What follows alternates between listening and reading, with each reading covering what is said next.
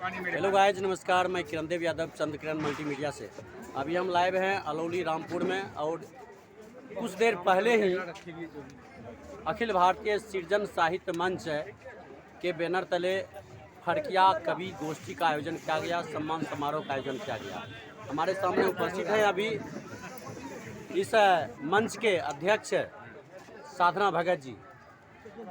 सबसे पहले मैं आपके चंद्र किरण मल्टीमीडिया में स्वागत करते हैं। जी धन्यवाद। और एक सवाल है कि अभी पहलगाम का जो पर्यटकों पर हमला हुआ आतंकवादियों के द्वारा और 28 पर्यटकों शहीद हो गए, उस सवाल पर कुछ कवियत्री एवं गायिका नेहा सिंह राठौर ने जो अपनी प्रतिक्रिया व्यक्त किए हैं अपने कविता के माध्यम से, गीत के माध्यम से, और सरकार को भी गिरेबान झांकने के लिए मजबूर करने का काम किए।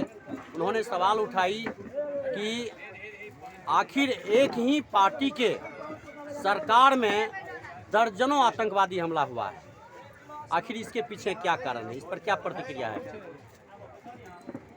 देखिए, नेहा सिंह राठौर को मैं भी फॉलो करती हूँ, मैं सुनती हूँ।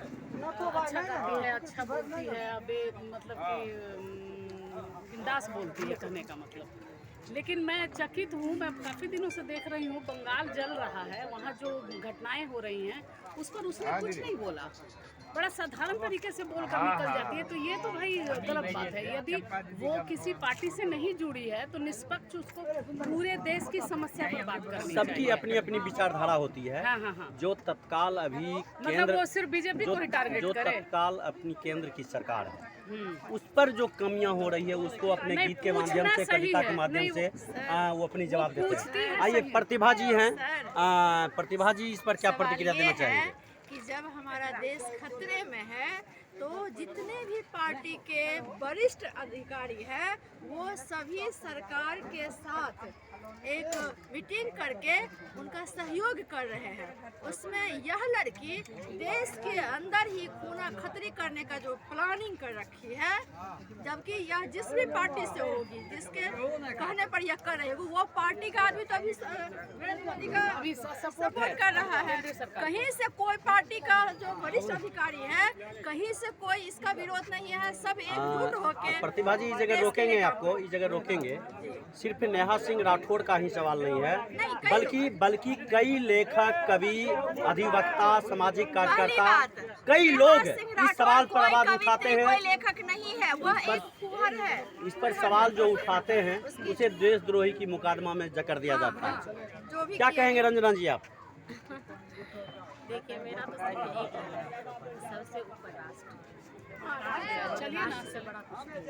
आप किसी भी पार्टी के हैं, चाहे वो बीजेपी के हो, कांग्रेस हो, अपने देश को और अगर किसी भी तरह से हिंसा विमुक्ति है तो चाहे वो हिंदू हो, मुस्लिम हो, सिख हो, ईसाई हो, सब कोई मिलकर एक साथ भारतीय होने के नाते, ना कि धर्म के कि हम हिंदू हैं, मुस्लिम हैं, धर्म के बैनर तले नहीं, एक भारतीय होने के नाते सबका ये दायित्व बनता है कि हमारे देश को संकट आए।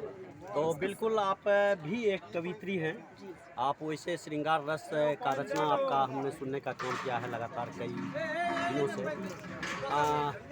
हम चाहेंगे कि आपकी कलम आज के सवालों पर, समकालीन परिदृश्य पर, इस पर आपकी कलम की धार कुंद है या तेज है? बिल्कुल तेज है। और मैं हमेशा से कहती हूँ कि जिसके अंदर अध्यात्म है वो कभी भी धर्म की बात नहीं करता, और जिसके अंदर राष्ट्रीयता है वो कभी भी जात पात या पार्टी की बात नहीं करता। राष्ट्रीयता हमेशा राष्ट्र की बात करता है। इस पर कोई रचना है, कोई कविता है 2 लाइन का, जिस पर आप रेखांकित कर सके अपनी बातों को? यही कि बस यही हम हैं, यही तुम हो, यही मिट्टी है भारत की सजा दो, माथे पे अपने बना लो खान तिलक की, और बस यही। चलिए, अभी तो हमको जानकारी था कि आप श्रृंगार रस के ही कवित्री हैं, बल्कि आप वीर रस के भी कवि हैं। इसके लिए धन्यवाद। भाई नंदकिशोर जी, आप एक अच्छे अंगिका के कवि हैं और अंगिका के माध्यम से आप अंग क्षेत्र के भी अंश इस प्रक्रिया की धरती पर हैं। तो आप क्या मैसेज देना चाहेंगे यहाँ के नौजवानों को, और ख़ास करके जो समकालीन परिदृश्य है? कई कवि को देखते हैं कि सिर्फ वो सरस्वती वंदना की बात करते हैं। यहाँ जो देश में जो मूलभूत मुद्दा है, वो भले महंगाई का सवाल हो, रोजगार का सवाल हो, निजीकरण का सवाल हो, भ्रष्टाचार है, बलात्कार है, इन तमाम मुद्दों पर कवि, आज के समकालीन कवि का देखते हैं कि कलम में कुंद रहती है। इस पर तेज कब होगी, क्या कहना चाहेंगे आप? मैं तो एक ही बात कहूँगा, जो भी गतिविधि हो और युवाओं को भी एक चीज़ हमेशा याद रखना चाहिए। हमारे पार्श्व गायक मुकेश जी कहा करते थे, चाहे किसी भी दल में रहे, कहीं भी रहे, लेकिन सबसे पहले राष्ट्र देश ऊपर है मेरा। मैं हूँ तो कवि हूँ, मैं हूँ, देश है तो कलाकार है, देश है तो गायक है, देश है तो गायिका है, देश है तो नर्तकी है, देश है तो फिल्में चल रही है। उस स्थिति में देश से ऊपर कुछ भी नहीं है। और इसलिए मैं कहना चाहूँ उनको एक चीज़ याद रखना चाहिए कि मेरा जूता है जापानी, ये पतलून है इंग्लिस्तानी, सिर पे लाल टोपी रूसी, फिर भी दिल है हिंदुस्तानी। और हिंदुस्तान के लिए दिल धड़कना चाहिए।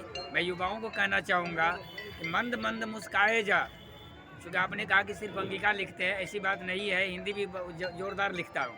मंद मंद मुस्काए जा, गीत खुशी के गाए जा, वतन परस्ती की खातिर सीमा पे जान लुटाए जा, अपनी पहचान बनाए जा, अपनी पहचान बनाए जा। बहुत खूब। इस देशभक्ति कविता और गीत के साथ आप तमाम दर्शकों का, श्रोताओं का हार्दिक स्वागत करते हैं। और आज जो साथी विकास यादव जी, जो अलौली रामपुर के हैं, इनके 4 बच्चे का मुंडन संस्कार कार्यक्रम में कवि गोष्ठी फड़किया सम्मान समारोह का आयोजन किया गया।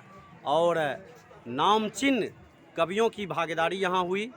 लगभग कई जिला से कवि और कवित्री चल कर के आए और बेहतर कविता पाठ करने का काम किए हैं।